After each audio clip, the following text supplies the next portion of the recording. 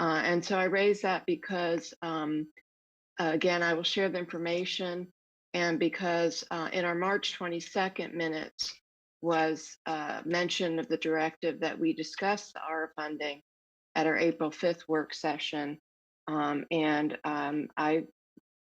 came up today again about our May work session, and I do hope that we will at least spend 15 minutes at our upcoming May work session to at least have a high level board discussion about this important source of funding for our community. And I will share that information out with all of you who were not at the summit. Commissioner Thank you. Thank you, Commissioner Jacobs.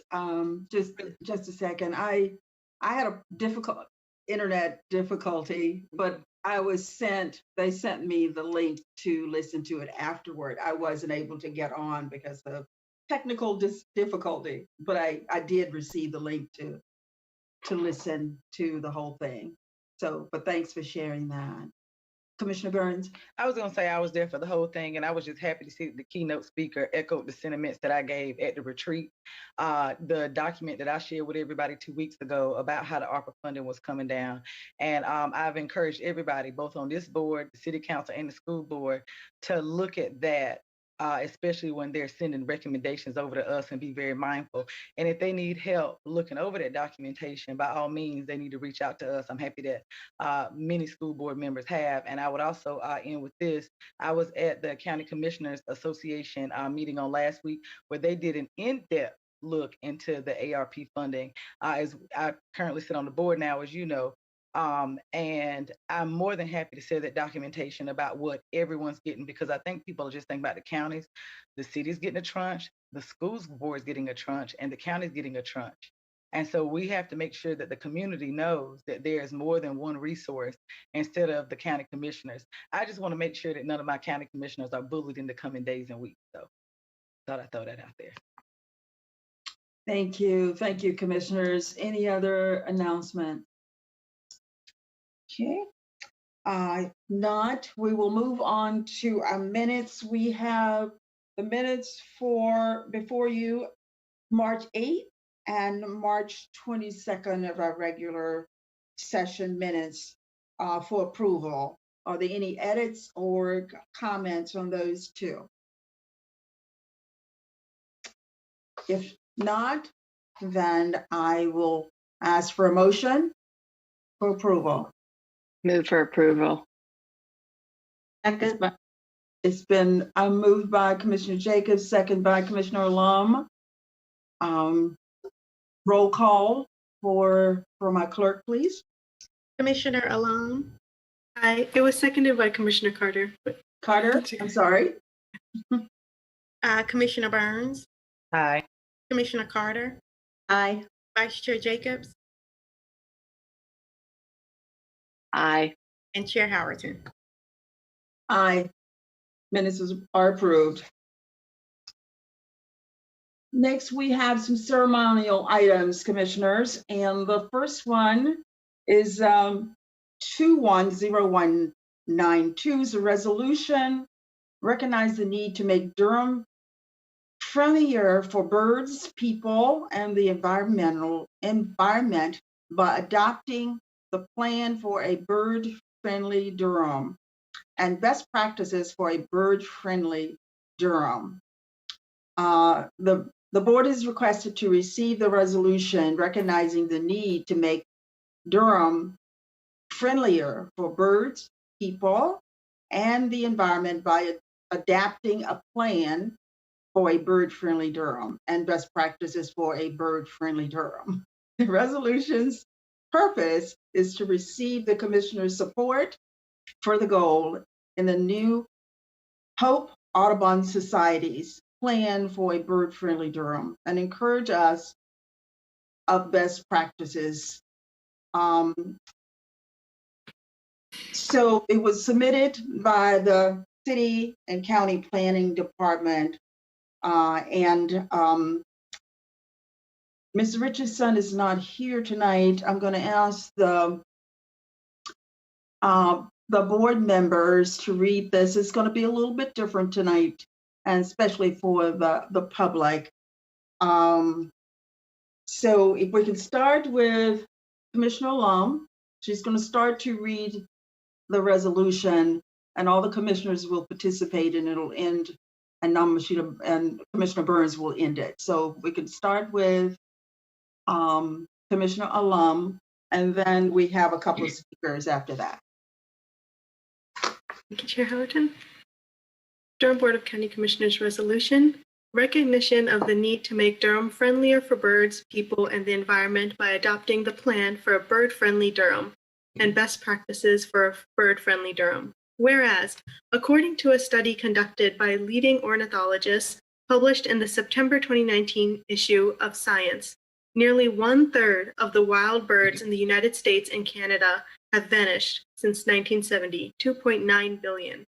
And whereas this study and numerous other studies on plants and animals present overwhelming evidence for the decline in the world's biodiversity. Biodiversity defined as the variety of life on Earth in all its forms and all its interactions. And whereas loss of biodiversity is recognized as being as devastating as the climate crisis to life on Earth. As stated by the United Nations Environment Program World Conservation Monitoring Center, climate change and biodiversity loss are twin crises that should be tackled together. Conserving, managing, and restoring ecosystems are key to success. And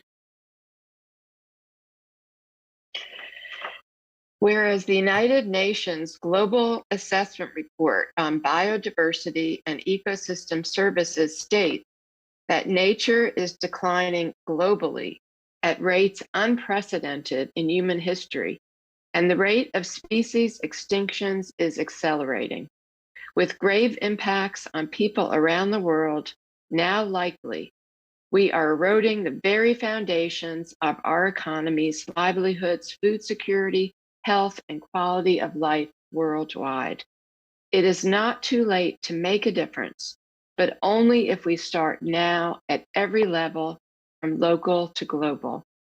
And whereas the New Hope Audubon Society, a chapter of the National Audubon Society, and its Durham partners have created a blueprint for a bird-friendly Durham that addresses loss of biodiversity in our community, promotes best practices for environmental stewardship, and makes our community a richer, more biologically diverse, healthier place to live for all inhabitants, human, bird, and otherwise. And whereas North Carolina cities, including our neighbors in Raleigh, Cary, Greensboro, Wilmington, and cities across the country, including Richmond, San Francisco, Austin, Milwaukee, Norfolk, Pittsburgh, St. Louis, and Washington, D.C., are taking steps to conserve and celebrate nature in all its forms and make residents aware of the many important ways they benefit from preserving and enhancing biodiversity. And whereas a growing body of epidemiological research indicates strong positive correlations between spending time in nature and overall human health and well-being, including lower mental and emotional stress, less depression, better weight control, less impulsive decision-making, better mental focus, less exposure to health-altering air pollution, noise, and excessive heat, and higher immune system function. And whereas studies show that people who are historically disadvantaged due to health, disability, income, minority status, and systemic racism reap the benefits mentioned above more than other groups, from nature-based solutions to climate change adaptation in urban areas, pages 187 to 205, effects of urban green space on environmental health, equity, and resilience. And whereas New Hope Audubon's plan for a friendly Durham provides a path forward for the county to ensure that the community is bird, eco, and people friendly. Now, therefore, be it resolved that we, the Durham County Commissioners, do hereby support the goals and a New Hope Audubon Society's plan for a bird-friendly Durham and encourage use of the best practices for a bird-friendly Durham document that the New Hope Audubon has submitted to the Durham City County Planning Department as its guide. This, the 26th day of April, 2021. Thank you, commissioners. So at this time we have, I saw, is it Vivian or Joy? I don't have a last name on here. I apologize, Chair Howerton. It is actually Barbara Driscoll. She's on the call. She's replacing Lynn Richardson, who could not be in attendance. Okay. Yeah, hi, Barbara. Hi, Welcome. thank you. I'm president of New Hope. I'm Barbara Driscoll. I'm president of New Hope Audubon Society and co-chair of our bird-friendly Durham committee. The committee will be spending the next several years on projects that benefit Durham's environment and the birds, other wildlife, and people that live in it. We are fortunate to live in a county that is already doing a lot to address environmental issues. The recently updated Durham Landscape Manual, for example, includes a number of the practices found in our committee's best practices document, including a robust list of prohibited plants. Adding many more plants to Durham's prohibited list was a huge positive step because these prohibited invasive plants are second only to habitat loss and causing the alarming decrease in the diversity of life on Earth. Although the resolution mentions our partnership with the planning department, this work goes far beyond them. We realize that many of these objectives reach beyond their responsibilities, and therefore we are partnering with a number of others in the city and county government, local businesses, nonprofit schools, and private individuals. Audubon hopes the work we're doing will inspire the county to do even more in the coming years to improve our natural environment. Support of this resolution at the county level means so much as our committee goes forward, and it will mean a lot for everyone in Durham who is working toward environmental health and environmental justice. It tells us that you're behind us. Your support also has the potential to impact other communities in New Hope Audubon territory, which covers Durham, Orange, and Chatham counties and beyond, as this is a pilot project that we hope will be used as a model for other North Carolina cities and towns. Thank you so much, Chair Howerton and Commission members, for your wonderful reading of our resolution and also for your support for our resolution and this effort. Well, thank you so much. Thank you for bringing this to us. And commissioners, you have comments that you'd like to make? Commissioner Jacobs?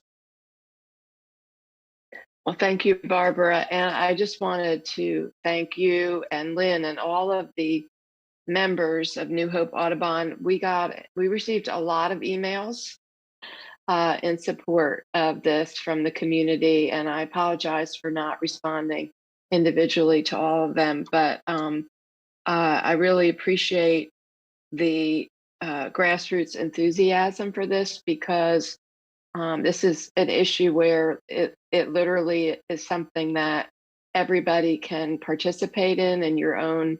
If you have a yard, or even if you just have a balcony, if you live in an apartment, where people can do little things to really help support the bird population in our community. And it does really take all of us. So I appreciate you educating everyone in our community about how we can all help and be a part of this effort. Thank you. Anyone else? So I too, Barbara, thank you. And I did respond to some of the emails. I didn't get to all of them, but I do appreciate all the commitment in bringing this forward, because that took a lot of work, a lot of involvement. So thank you again. Right, we will move on to the next item, commissioners. And the next item is a Proclamation 210277, National Volunteer Week.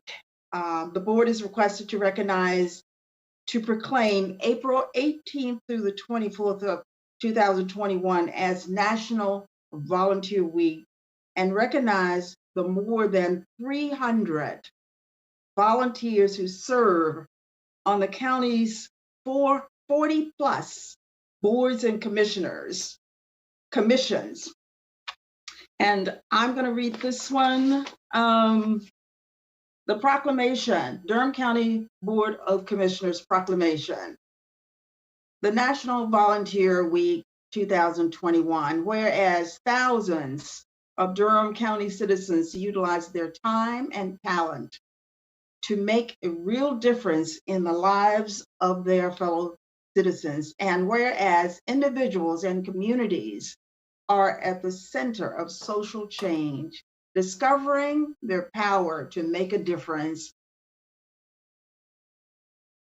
And whereas the entire community can inspire, equip, and mobilize its citizens to take action that can change the world. And whereas the giving of oneself in service to others empowers the giver and the recipient alike. And whereas experience teaches us that government by itself cannot solve all of our social problems.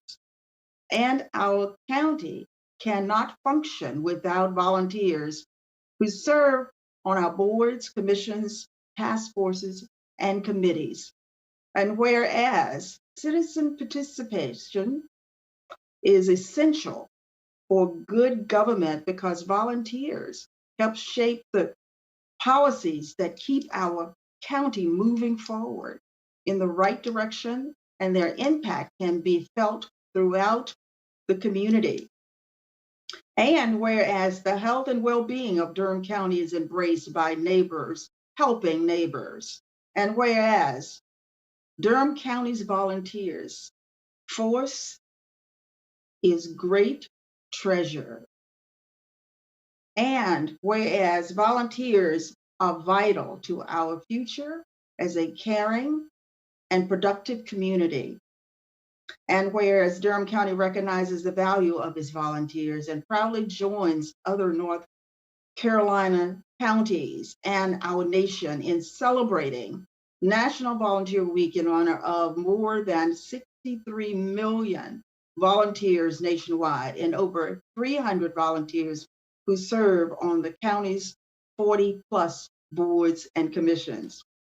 Now, therefore, be it resolved that I, Brenda Howerton, Chair of the Board of County Commissioners, and on behalf of the Board of County Commissioners, do hereby proclaim April 18th through the 24th, 2021 as National Volunteer Week in Durham County, and urge our fellow citizens to volunteer in their respective neighborhoods. Durham County takes great pleasure in honoring the volunteers of our community and conveying our sincere gratitude and appreciation for their commitment, selfless and compassionate efforts to make a difference. This is the 26th day of April 2021. Brenda Howerton, Chair, Durham County Commissioner. Comments from commissioners.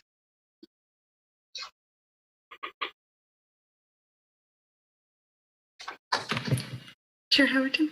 I'm sorry, I was read my directions here. Go ahead, Commissioner Long. Yeah, I just want to express gratitude to everyone who steps up to volunteer and serve on one of our boards, as well as the people who apply and may not get appointed to the board the first time around. I want to show I know our entire board is grateful for you stepping up. We have a very difficult time often choosing from so many great candidates for our boards.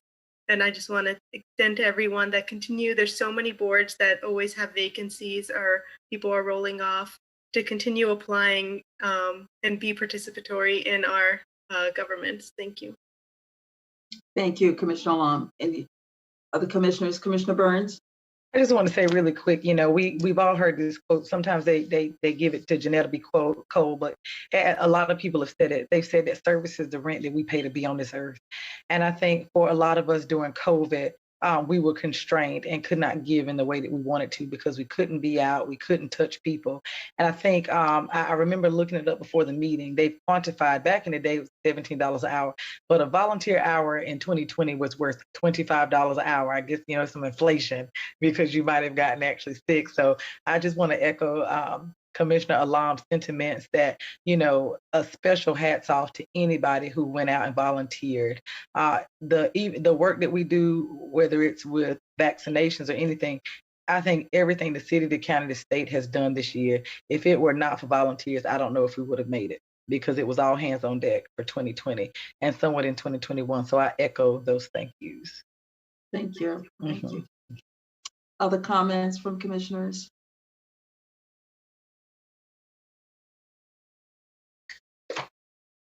Yes, I know that our clerk has something to say in just a second. So if there are no other comments from the commissioners, yeah, I particularly wanted to read that one because it speaks loudly. Sometimes some things just speak to you. You know, they just jump off the paper.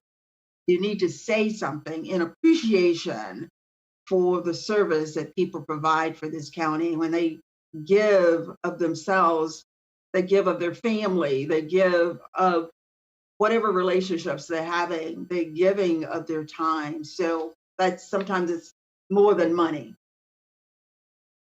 So I want to thank especially thank the clerk for all of her participation in the numbers of citizens that she works with. And she has a dedication to this board that we haven't seen in a long time because she works really hard. So to have some time to, you have what, more than one board? How many boards do you work with, Monica? So there are more than, we have about 44 boards and 44 commissions. now, right? Yeah. Yes, ma'am. And I just want to give a huge shout out and kudos to my team. Tanya De Los Santos, she is the guru for boards and commissions, the go-to person anytime anybody has a question about their application, the process. She is our go-to person, along with Maceo Carlton, who's the deputy clerk. He steps in and helps her out as well. This year is a bit different, as well as last year was. Due to COVID, we cannot have our normal recognition and reception, which we normally hold every fourth Monday in April. However, this year, the proclamation will be shared with the boards and commissions. And I've also spoken with our public information staff, and we will work to highlight a different board and commission every month, maybe 2 or 3 a month if we can. But just to highlight them and showcase them and let them know that we do appreciate them, and also so that the public will be more aware of what that particular board does and how they are able to serve in our community. So I do want to thank you guys for recognizing those dates, and thank my staff as well. And also just to highlight our website, it is DCONC.gov, and it's boards and commissions. You can apply, you can read about it, every meeting date, every location, contact information, it's all there. Wonderful. Thank you, Monica. You're welcome. Okay, but no other comments, we'll move on to our consent agenda. Commissioners, we have 4 consent items on the agenda. If there are things that commissioners would like to pull for additional discussion, we can place them at the end of the agenda. Mr. Manager, if you will go through our consent agenda. Is there a question, Commissioner Jacobs? Okay. No, I just had a quick comment, but I will. Okay, Mr. Manager. Thank you, Madam Chair. Our first item is item 239, which is a resolution to designate review officers for the town of Morrisville. Are there any questions or concerns there? The next item is our March property tax release and refund report, item 244. Item 254 is the execution of our public art agreement with Harris Salil, LLC, for the design and structural public art screen wall at 318 East Main Street parking deck. I think there's a question, Madam Chair. I just had a quick comment. I just wanted to express my gratitude to Perry and Linda Seguro and everyone who is involved with the public art process and the partnership with the city. And I'm very excited to see that moving forward. And I know the community will be involved and excited as well. Thank you. Okay. Okay, And last but not least, item 257 is a request by the Department of Transportation for the Durham County Board of Commissioners to adopt a resolution for the addition of 0.21 miles of Sunstone Drive to the state maintained secondary road system. Madam Chairman, that concludes the consent agenda for this evening. okay, thank you, Mr. Manager. If it has been moved, if there are no comments, I will entertain a motion to approve the consent agenda. So Madam moved, Chair, Madam Chair. Oh, seconded. Okay, so it was moved by Commissioner Burns, second by Commissioner Alam. Okay, and we'll ask the clerk to take a roll vote, verbal vote. Commissioner Alam, Aye. Commissioner Burns, aye. Commissioner Carter, Aye. Vice Chair Jacobs, Aye. and Chair Howerton. Aye. Has been, consent agenda is approved. Our next items is our Durham Public Health Director focused update on COVID-19. The board is requested for an update from our hardest working man in town. It's our health director, Mr. Jenkins, address us tonight on the vaccine efforts. Good evening, Madam Chair, Madam Vice Chair, other members of the Board of County Commissioners, Manager Davis, Attorney Darby, and General Managers. It is indeed a privilege for me to come to you with some good news about our vaccination efforts. If you give me a minute, I'll try to share my screen. Great. All right. So as I always do, I always want to make sure that you know exactly where we stand in terms of COVID-19 prevention strategies. And we're going to keep preaching the same song, which is keep doubling down, keep pushing on your public health measures. It's doing us well. And we continue to be inside this race, ladies and gentlemen. And it's a race between vaccinations and variants. And you know, I think it's not robbery that everyone under the sound of my voice just really understand where we are. When you look at a country like India that is, you know, filled with beautiful, intelligent people, one of the #1 vaccine makers in the world, and they have succumbed to another widespread moment with COVID surges. We thought it was impossible for us to get 350,000 new cases, but that's what they did on yesterday. So it's a harsh reminder that this is not over. We are still here. It's still a deadly pandemic, respiratory pathogen, and we need to make sure that we do everything we can to protect ourselves and others. So again, we just encourage everyone to get vaccinated as quickly and as expeditiously as possible. That is not a typo, ladies and gentlemen. We currently have 131 active cases. And that is definitely some good news. That means that we're on a downswing, and we hope that we remain there. 24,584 inactive cases. That many people have beat COVID. Fortunately, we did have a couple more deaths since the last time I addressed you all, where it's currently sitting at 223. Thoughts, prayers, and meditations are always with those families who've lost loved ones to COVID-19. Total since the pandemic began, 24,943. Our 7-day moving average of positive cases is just 37 as of Friday. This is a decrease from 51 last week and right at about 48 2 weeks ago. So again, we want to make sure that we keep it going on the downswing. So far, as of April 26th, there's been 1,161 cases for the month of April.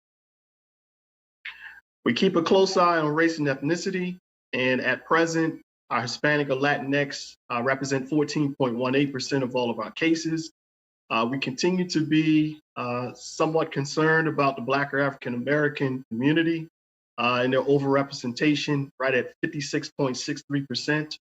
This has also been communicated by state epidemiologist, Dr. Zach Moore, who indicated that on the state level, they're beginning to keep a watchful eye on the Black or African American community and their COVID overrepresentation on the state level. Our white individuals in Durham County continue to be underrepresented at 24.10% of all of our cases. So again, we definitely want our African American community to know that we certainly care about them. We want to do everything that we can to arm them and to remind them that the public health measures still work, and we want you all to do all that you can, keep yourselves and others safe. Our positive percentage of labs continues to be below 5%. Slight uptick at 4.4% last week. 2 weeks ago was 4.2%. So again, they've remained relatively low. Duke's model does still have us less than 2%, with Durham's infections growing at 1.5%, North Carolina's infections overall growing at 1.3%. Vaccinations are going extremely well in the Tar Heel State. And as far as Durham is concerned, the Bull City is no stranger to success. 111,951 individuals have been fully vaccinated. That equates to right at about more than a third of our population. Individuals greater than the age of 18 and older represent 11,378. So that population is at 43.5% vaccinated. We continue to be proud of our seniors who are at 73.2%. We do know that per the CDC, community level of transmission still remains pretty high. So we want to make sure that people continue to protect themselves. A little snapshot of how we look and how we stack up in the state of North Carolina. Overall, we have 127,888 individuals who have received at least one dose. Fully vaccinated, this was as earlier today, 104,700. That equates to 39.8% receiving at least one dose and 32.6%. And quickly moving have received full vaccination. So again, we're currently vaccinating anyone 16 years of age and older. We do have Pfizer, we do have Moderna, and we do have Johnson & Johnson. Pretty sure you all have heard that CDC and FDA have recommended that the pause be lifted. The North Carolina Department of Health and Human Services have also recommended that the pause be lifted. We are carefully monitoring our situation in Durham, but I fully expect for us to be offering Johnson & Johnson later on this week. We continue to see rapid increases in our vaccination attempts from month over month. And I'm proud to say that Durham County Department of Public Health has administered 32,423 shots since December 21st, 2020. And Durham residents are able to go a little bit everywhere, specifically 479 vaccination provider sites across North Carolina. Again, we see with a close eye on racial equity, we do see that the Black or African American community continues to increase at 32,000 total, approximately 32,000 total vaccinations, white 71,000. But I'm most proud of the fact that our Hispanic or Latinx population continues to increase. And I'm truly seeing a lot more activity at 414 East Main Street. Of Durham County's residents, roughly about 49% have been partially, 44% fully. That's the white population. Black African American, 26% partial, 22% full. Asian population, 47% of residents been partially vaccinated, 41% fully. And with our Latinx population, approximately 16% have been fully vaccinated, and right at about 23% have received a partial vaccination. Again, we want to remind our commissioners that our Latinx population represent right at about 14% of Durham's overall population. As aforementioned, we are seeing a lot more Latinx families come in for vaccinations, and that's definitely a good thing.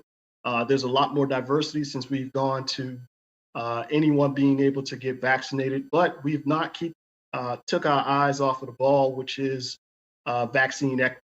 So again, we did think it not robbery to open up to walk-ins. So last Thursday is when we first started, and we opened up walk-ins appointments for Thursday and Friday from 9 a.m. to 3 p.m. And it was a resounding success. Individuals came in, they felt as if the scheduling and appointment apparatus that we set up was a little bit of a hindrance, but they were delighted to know that they could just walk in, do their paperwork, and get vaccinated. As mentioned, we are seeing a lot more Latinx residents coming, and that does my heart good, because when we first started vaccinations, there was all kinds of rumors and innuendos in the community about the fact that we had the National Guard there. They equated that with ICE, and they were afraid that we were going to ask for identification and all kinds of different things. But nevertheless, they're coming in large groups, they're coming with their families, and they're getting vaccinated, and they're telling others to come and get vaccinated. So again, we look forward to continued work with our community partners, and the possibility of working with more community health workers to improve vaccine equity in Durham County. That concludes my presentation. I'm more than happy to answer any questions you may have. Thank you, Rod. I have two questions that I'd like. Let's start with J&J. That it has been lifted that we're going to be able to use J&J. Are there any things that the public need to know about that?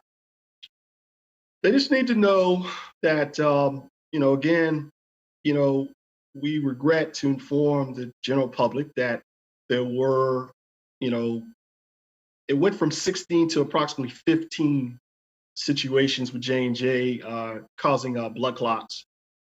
And for the most part, we know that it's there, but just know that in Durham, we have taken the extra precautions to prepare our residents. We had heard things about people getting nauseous, people being, fainting, dizzy spells. So prior to them taking the vaccine at our mass vaccination clinic, we made sure that we asked whether or not they had something to eat. We asked whether or not they needed something to drink, all of which that we provide in the mass vaccination clinic. Now we're going to make sure that we let them know all the possible side effects. But I will say to you, Madam Chair, and other members of the commissioners, that even during the pause, we still had people saying to us, we want J&J.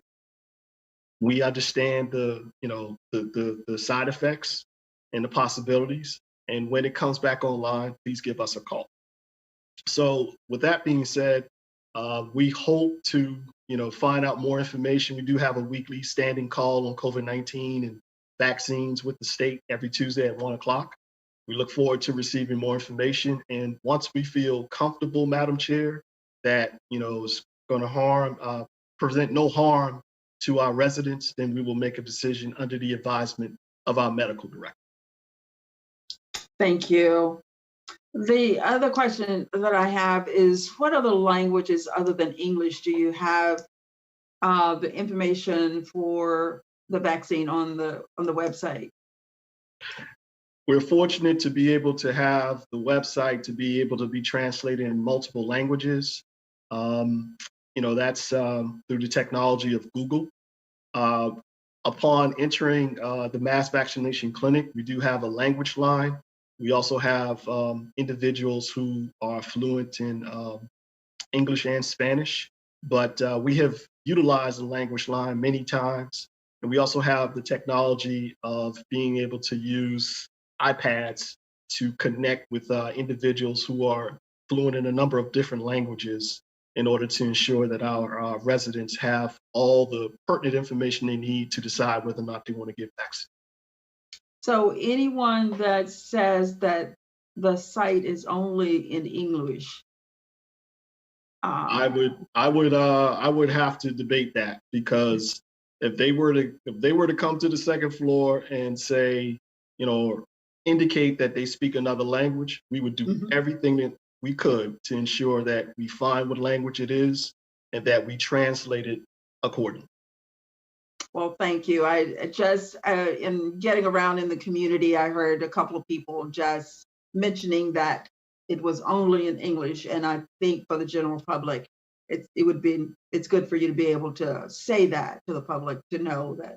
Absolutely. And one thing I will, I believe in being honest and transparent. Our Latinx population, early on in our vaccination efforts, they were very, very adamant about ensuring that not only did we have people who spoke Spanish or the ability to interpret, but we had Spanish documents. Yeah. So I know my staff are tired of hearing me say, where is the Spanish document? Where it is. And every time I go up front, I was like, where is it? They show it to me. I was like, thank you very much. Yeah. Well, thank you. Questions from other commissioners? Commissioner Alum? Thank you, Chair, and thank you so much, Director Jenkins, to you and your team for all your amazing work. I wanted to, reiterate first to the Muslim community a reminder that I gave last meeting. Please get vaccinated even while fasting. It is safe and permissible, so don't miss your chance to get vaccinated. And second, for Director Jenkins, can you just, for the public, just reiterate why it's so important for people who get the first dose of either Pfizer or Moderna to come in for the second dose? Oh, and how the first dose. Well, thank you for bringing up that topic. We have had a number of individuals to say, hey, I got my first dose. I think I should be good or whatever. The fact of the matter is, it's a 2-dose series for a reason. In other words, if you get your first dose, you're only partially vaccinated. Although they are, there's all kind of reports are saying that Moderna is, one dose is 90-something% effective, whatever have you. But again, you want to be fully vaccinated. So if time has elapsed between your first and your second dose, please come back and see us. We can take care of that. But we want you to be fully vaccinated. We want you to receive both series. And we have been doing all that we can to take care of individuals. We had our ambitious Durhamites who went to all kinds of other states and all kinds of other locations to get their first vaccinations. And now they don't want to travel. So we are doing everything that we can to get their second doses for them. And that's our charge, to make sure we take care of our residents. But thank you for bringing that up. We have been strongly encouraging our residents to make sure that they get both doses. Okay. Thank you. Commissioner Carter? Thank you, Chair Howerton. And Mr. Jenkins, as always, thanks for your really incredibly strong leadership and efforts to be sure that we continue to promote vaccine uptake and vaccine equity here in Durham. The equity numbers are troubling. I know that, I remember you said we're doing better than the state, and I'm really pleased to hear that. But still, 44% of white residents have been vaccinated and only 22% of Black and 16% of Latinx. You mentioned something about community health workers, maybe being able to help with those numbers. I don't know anything about that, and I don't know whether maybe there is not enough information to share yet, but if there is anything you could share with us, I'm very intrigued by that and really believe in community health workers. Just wondering, what information there might be available at this point. More than happy to share, Commissioner Carter. And I don't know whether or not congratulations are in order for you and your family, but I just want to say early congratulations to you. I do know that you had a grandbaby on the way, so I hope everything turned out well. I will say that vaccine equity is definitely top of mind. I know that it is important for this board, and it's also equally important to the mayor and city council. There's been a number of different meetings, surveys being done to determine whether or not additional community health workers are necessary. So with that being said, as your public health director, I'm in favor of doing all that I can to ensure that Durham residents gets the best, so we get all that we can. I do know the value of community health workers because I have several who work at the health department.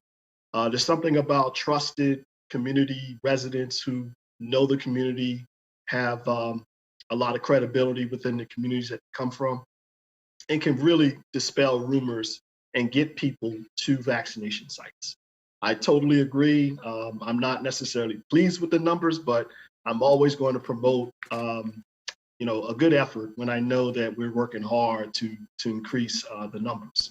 I would also say, and be remiss in saying that, again, big shout out to the staff. One of the things that we're moving toward now, Commissioner Carter, is really getting out of the building and getting into the community. Gone are the days where the demand is so high and people want to come and beat down the doors to get vaccinated. We now have to take the vaccine to the street. And we're continuing to work with our partners, local pharmacies, Mr. Williams, War for Life, K for Pediatrics. We're doing all that we can to make sure, Chapel Hill Pediatrics, I apologize. We're doing all that we can to get vaccine out, but, took a little step back because of Johnson & Johnson, a little bit of hesitancy, a little bit of bad press, but I am most confident that we're going to strike back. We're going to go back hard, and we're going to be vaccinating robust. Okay, Commissioner Burns. Can y'all hear me? Yes. Okay, the audio always wants to play with me when I get to Director Jenkins. So for me, I wanted to say thank you to Director Jenkins. I also wanted to say thanks to one of our GMs, Joanne. There have been a number of nonprofits that have asked for additional assistance and support. And each time I've sent you all to someone, you all have not said no. And I just want to say thank you unequivocally. I want to get all of that out. You all, Director Jenkins and Joanne know, I have been in close contact with the Department of Health and Human Services. We have been in this pandemic for over a year, and there are a lot of people who got prime contracts with the Department of Health and Human Services who then gave out subcontracts to a lot of minority firms who were doing the community health worker work, the actual work. And now we're a year into this, and we are seeing these prime contractors not pay these Black community health workers. And now that we see this tranche of money coming into counties, they think that they're going to come and get money from us, and that they're going to utilize our funds, and they're going to abuse our community health workers. I just want to say here publicly, I'm happy that Joanne and Rod know who they are. I know who they are. And as long as there's breath in my body, I will keep you from getting any of Durham County's money. I also want to throw out there, as far as as much as we talk about some of these numbers, I'm not even going to go back and forth about some of the numbers that we saw in some of these proposals, especially for equity money. There are people applying for equity funding and have never done equity work in their lives. And the one thing I can say, I'm thankful that the Racial Equity Task Force did shut some of that down. I know I don't always I haven't been known to say positive things about some of the work that has been done, not by racial, but by the Recovery and Renewal Task Force. It's only because critique is important. Our critique helps to cultivate a better program. So if folks are out there thinking that they're going to grant hog and get equity funding, that is not going to happen on this board's watch. I promise. Something else that Commissioner Carter, brought up, which I thought was really important. I want people, and this is where I'm speaking from my Black woman lens. There are going to be Black people that will not get this vaccine. I struggle with that because I got mine, I videotaped mine, I put it on the internet, I begged all my family members to do the same thing. But there are people who do not get the flu shot every year. There are people who don't believe in vaccinations at all. So we're going to have a population of people who don't get those. I know that's disappointing to some people. It is disappointing to me. So we, at this point, like Rod said, Dr. Rick Jenkins said, the beating on the door down now. If they haven't done it by now, if they haven't made that appointment by now, as we're moving buses out to go pick them up, as we have 60 sites, if we had these mega sites, you're going to actually see that there are some people who are absolutely not going to get it. And I know it hurts, but I don't want that criticism to be lodged at Director Jenkins or Joanne, because that is just what we're dealing with. We are dealing with a population of people who have not been able to trust public health. There is a reason why we did a resolution last week about Black female maternal health. There's a reason why Natalie Murdoch has a bill in, an omnibus bill. There is a reason why President Biden and Vice President Harris put specific funding in for ARP. Now, did I call Natalie Murdoch? Did I call Kamala Harris? Did Brenda Howard? None of us did. We knew it was an issue because we acutely know that there are some people who do not, will not, and will never trust medicine.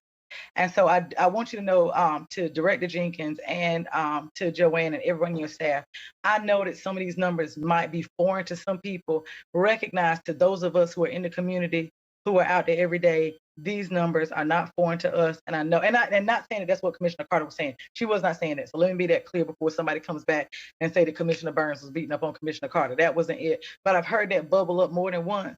And I want people to realize, I want everybody to get vaccinated. I promise you I do. I have people in my family who are deathly ill. I've lost 10 members to COVID, 10 family members to COVID. I do not know if that is the experience of my colleagues. And it breaks my heart because some of it could have been prevented.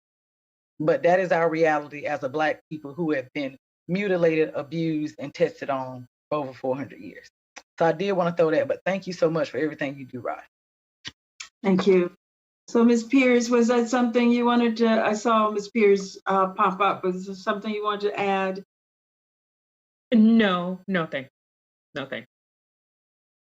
Okay. Commissioner Jacobs?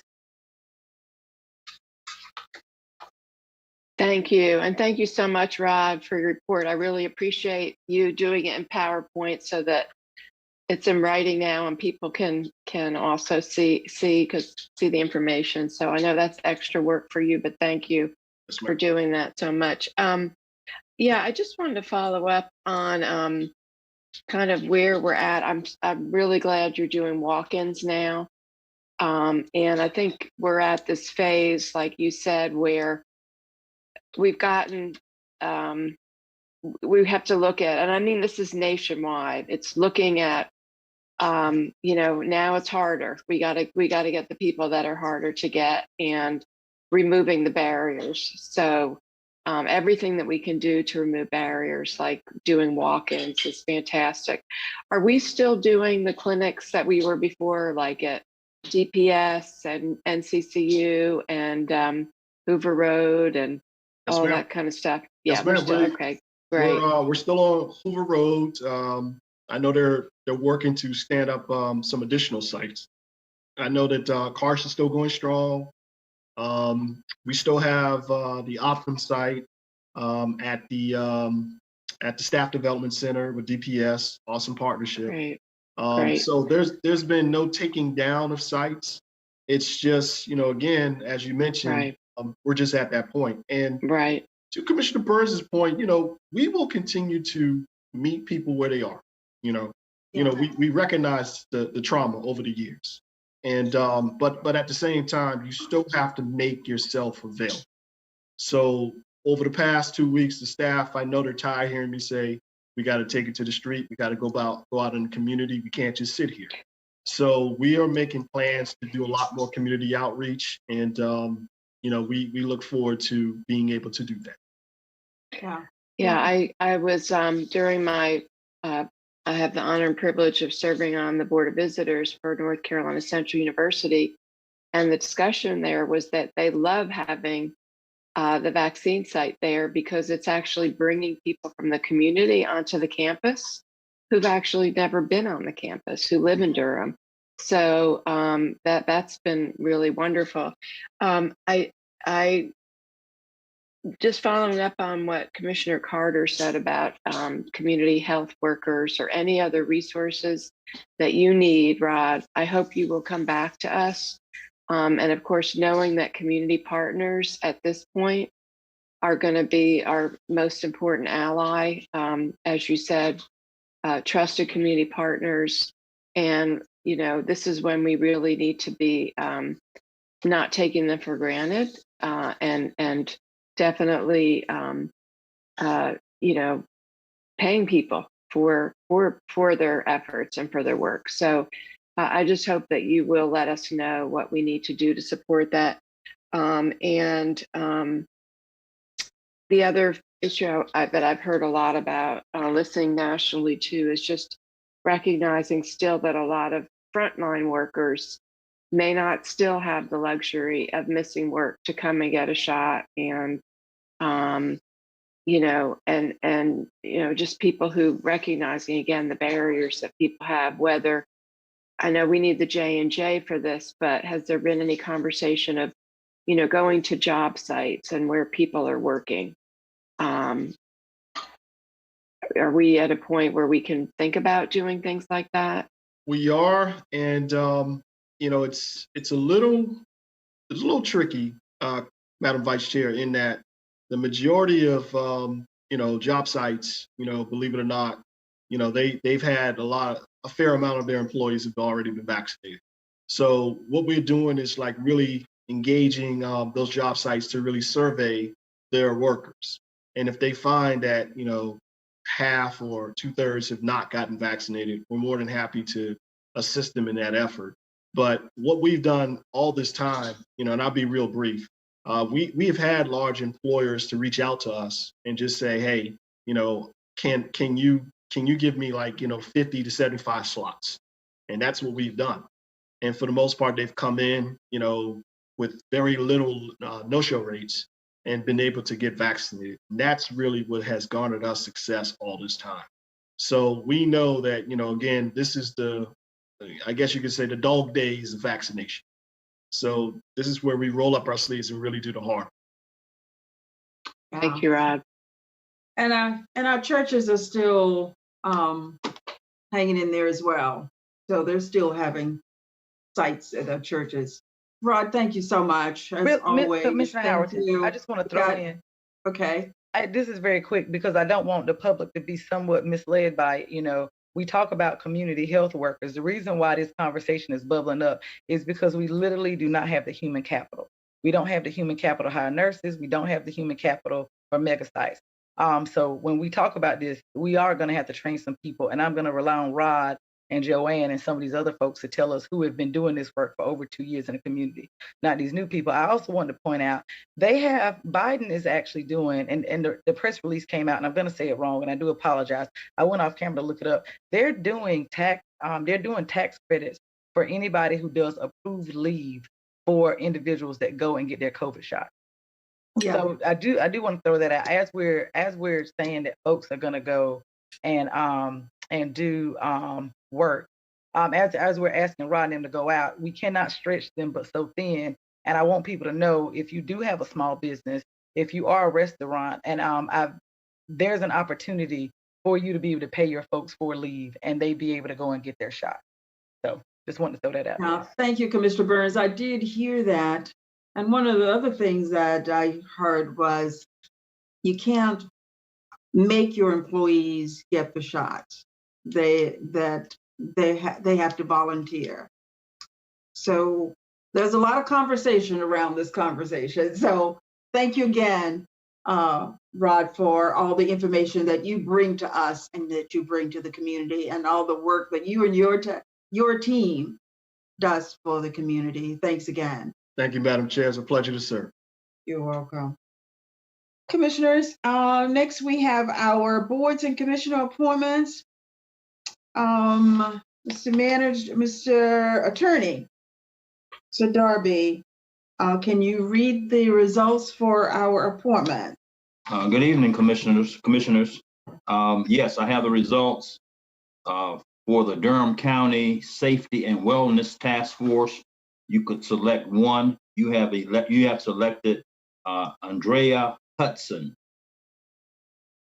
For the Nursing Home Community Advisory Committee, you have selected Lachelle Welby Jr. That is your report.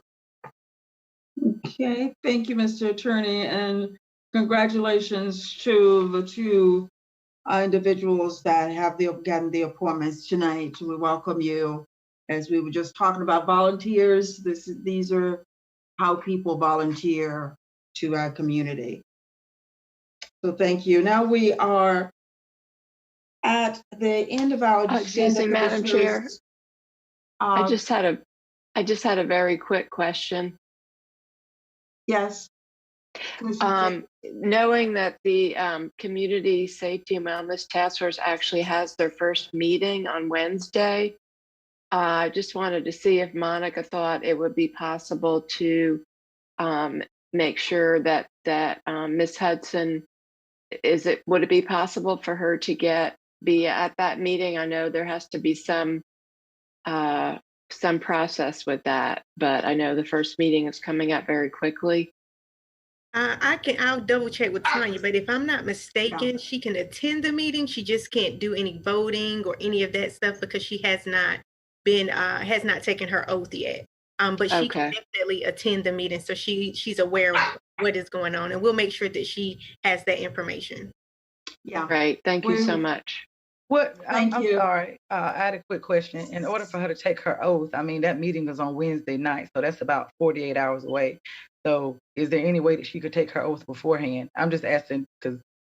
Yes, Commissioner Burns, it is. Tanya's actually in the office on Tuesday. So what she can do is reach out to her tomorrow morning. If she can come in before the end of the day, she can definitely go ahead and be sworn in. Thank you. You're welcome. So, Commissioner Burns will be serving as our official of the county on that committee. So the first meeting will be Wednesday night, and the mayor and your chair will be there to bring greetings for the county so that they can get started with their work. So our next item, commissioners, is we have a closed session. Let me just make sure I'm not missing anything here. Yeah, the board is requested to go into closed session for the following: to establish or to instruct the public body staff or negotiating agent concerning the position to be taken by or on behalf of the public body in negotiating the price and other material terms of the contract or proposal contract for the acquisition of real property by purchase, option, exchange, or lease, or the amount of compensation and other material terms of an employment contract or proposed employment contract pursuant to GS 143-318-11A5, and also to consult with an attorney employed or retained by the public body in order to preserve the attorney-client privilege between attorney and the public body, which privilege is hereby acknowledged to GS 143-318-11A3. I'd like to thank our residents and others for attending the virtual meeting, callers attending the closed session, or asked to join the call using the information sent to the clerk earlier. So we have a motion to go into closed session.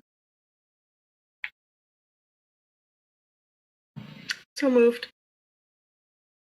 Moved by Commissioner Lum. Second. Second by Commissioner Carter. A roll call vote. Commissioner Alam. Aye. Commissioner Burns. Aye. Commissioner Carter. Aye. Vice Chair Jacobs. Aye. And Chair Howerton. Aye. We are moving into closed session. Yeah.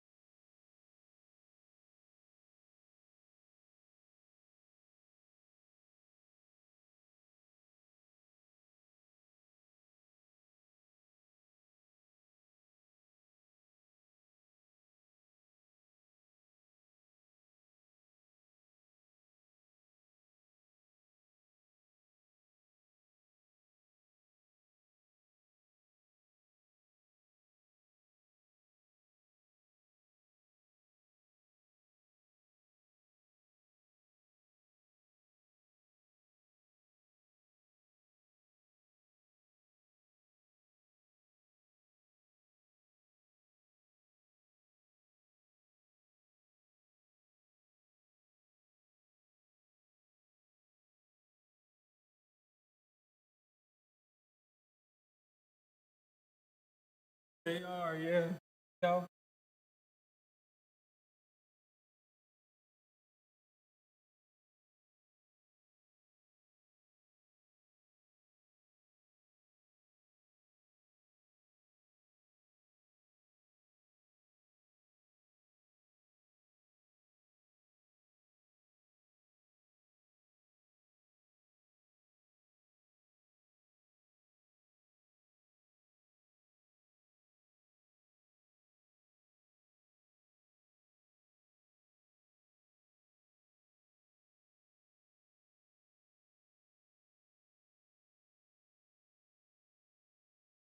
Seconded. Second.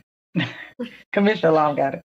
Okay, it's been moved by Commissioner Carter, second by Commissioner Burns. Roll call vote. It was seconded by Commissioner Alam. I Alam. apologize, Chair Howerton. Okay. And we have Commissioner Alam, Aye. Commissioner Burns, Commissioner Carter, Aye. Vice Chair Jacobs, Aye. and Chair Howerton. Aye. It's been approved 5-0. Okay, and then the second one, Mr. Darby? Yes, Madam Chair. The second motion is something to the effect of, I move that the board authorize Attorney Darby to finalize a letter of engagement from Attorney Denise Smith Klein for the purpose of reviewing the manager's contract, and that will include separate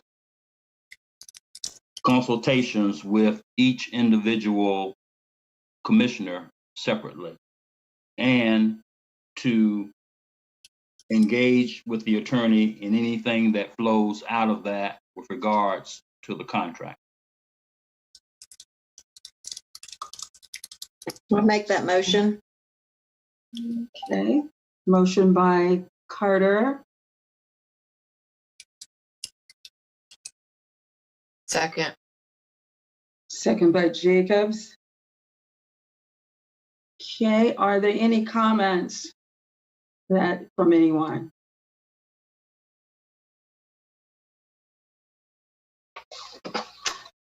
Okay, I have some comments. If there's no one else. So, Would your comment be in the matter of unreadiness? no, my comments about my readiness. Any comment would be in the form of unreadiness that you can clearly go ahead and say it, but it's a more form of an unreadiness as opposed to a statement. You can answer, you can give your comments. I can give my comments, okay? And then we call a roll vote after the comment. Is that Yes. correct? Yes. So my comments is that,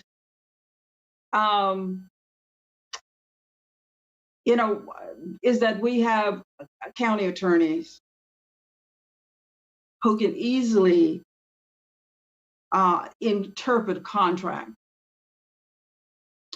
So this is a normal function for our competent attorneys to handle contracts of this nature.